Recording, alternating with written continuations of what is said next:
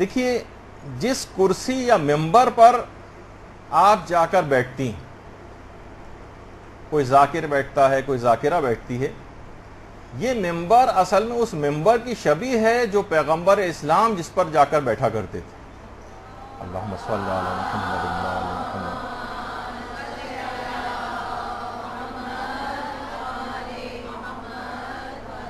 مسجد نبوی میں آج بھی وہ جگہ ممبر رسول کے نام سے ہے کہ ابتداً تو یہاں پر ایک درخت ہوا کرتا تھا جس سے ٹیک لگا کر پیغمبر خطبہ دیتے تھے، اور اس کے بعد جب ایک بڑھئی صحابی نے لکڑی کا ایک ممبر تیار کر دیا تو اس درخت کو کٹوا دیا گیا، اور جب کٹنے کے بعد اس میں سے اس طرح سے پیغمبر کے فراق میں گریہ کرنے کی آوازیں اس درخت سے بلند ہوئیں کہ اس جگہ کا نام ہی پڑ گیا جہاں پر ایک ستون تھا، ستون حنانہ کے نام سے آج بھی مشہور ہے۔ حنانہ کہتے ہیں بکری جو اونٹ کا جو بچہ جب اپنی ماں سے جدا ہوتا ہے تو جس طرح سے بلبلا کر وہ روتا ہے، اس کے رونے کو حنانہ کہا جاتا ہے، اس آواز کو۔ تو اس لحاظ سے وہ ممبر، دیکھیے تمام ممبر یہ جیتی جاگتی چیز بھی ہیں، یعنی یہ آپ کی گواہی بھی دیں گے کہ آپ نے ان کا حق ادا کیا یا ادا نہیں کیا۔ تو اسی ممبر کے اوپر پیغمبر اسلام تشریف فرما ہوتے تھے، اسی ممبر پر ائمہ اطہار تشریف فرما ہوتے تھے، اور جس کی شبیہ جس کے اوپر آپ بیٹھتی ہیں اسی پر علماء اور مراجع آج بیٹھ کر درس دیا کرتے ہیں،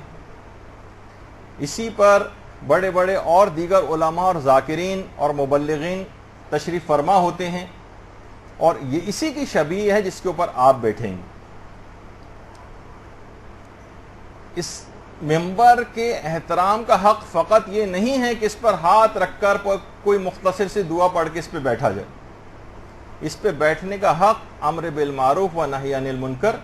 اس کو ادا کرنے سے ادا ہوگا۔ لوگوں کی اصلاح جب اس ممبر سے کی جائے گی اس سے اس کا حق ادا ہوگا۔ یہ ممبر یہ آپ سے کچھ کہتا ہے، یہ کہتا ہے کہ اے ذاکر یا اے ذاکرہ، مجھ پر یہ تمام بزرگان دین بیٹھ کر دین کی خدمت انجام دیتے تھے، یہ مجھ پر بیٹھ کر تبلیغ دین کیا کرتے تھے، دیکھو تم بھی مجھ پر بیٹھ کر میرا حق ادا کرنا۔ کیا کیا حقوق ہیں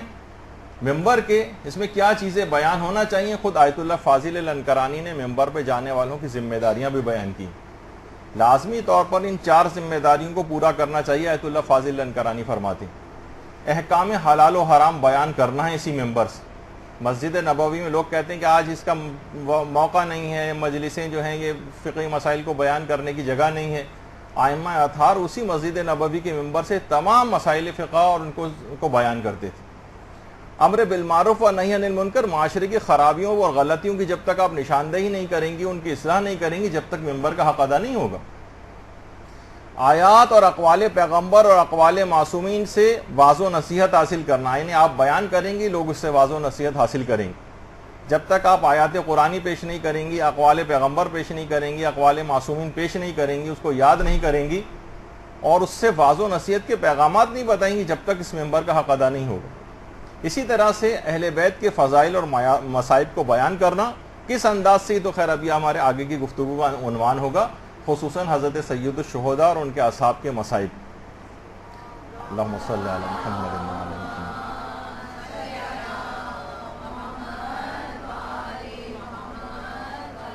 تو اس سے آپ اندازہ لگائیے کہ اس میں اس کے اوپر آنے کے بعد کچھ فریضہ بن جاتا ہے۔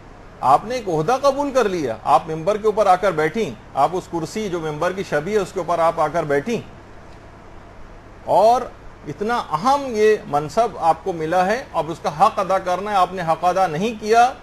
تو ایک بہت خوفناک ایک مصیبت کے اندر گویا آپ گرفتار ہو جائیں گی، جس کا بھی آگے چل کر بھی میں اشارہ کرنے والا ہوں گفتگو میں کہ وہ مصیبت کیا ہوگی آپ کے ساتھ۔